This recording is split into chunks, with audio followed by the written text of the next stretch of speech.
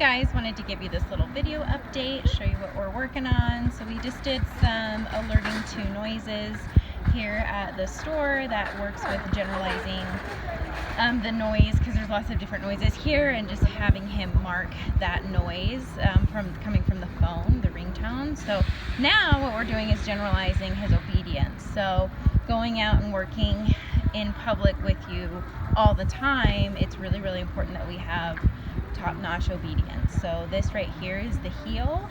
He needs to be in a heel position unless he's in a sit or a down. So pretty much when you're moving, we want him in this position. So it needs to stay on one side, so he's on the left-hand side, shoulder next to your leg. So if he gets a little bit out of position, we don't ever align ourselves in position with him. We make him align with us.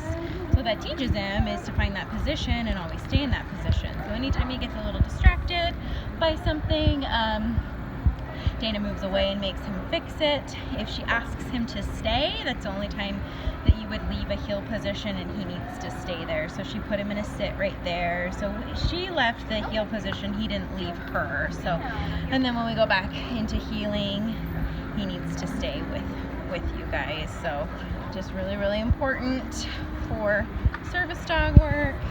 We also got some other distractions.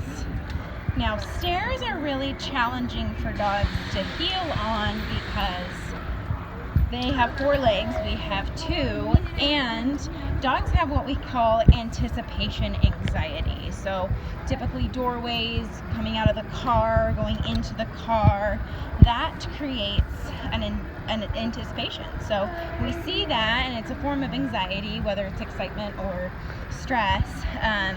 Anxiety is kind of a good word for it, and so typically they want to rush stairs, but if we have him stay in the heel position, good things happen. So again, putting him in a stay command is the only other time he would be not in a heel position with you, and we just ask him to down, and then Dana left the heel and had him stay there. So that's really important too. So really, really good stuff, very functional.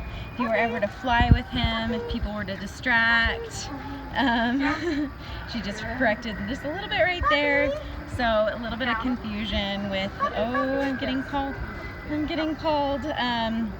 So anyway, we want to make sure that he is staying with kids, and he's so social. The only time he gets out of a position is if Dana calls him. So this is actually a really functional thing if you were to fly with him. A lot of times when you go through airport security, they'll ask you to go through security first, and often you have to put the dog in some kind of stay position, whether it's a sit or a down. We prefer the down because it plants him, but yeah, it's really, really good. Also putting him in a sit so we can shop. We want to make sure that he's not sniffing different things, that he's focused on that sit. So it's really mentally taxing for him to go out in public. The more he works in public, he'll build up a lot of this mental endurance to be able to work for longer and longer periods of time. But he's rocking it. He's doing really, really well. We're really proud of him. He's a really solid dog. We like him a lot.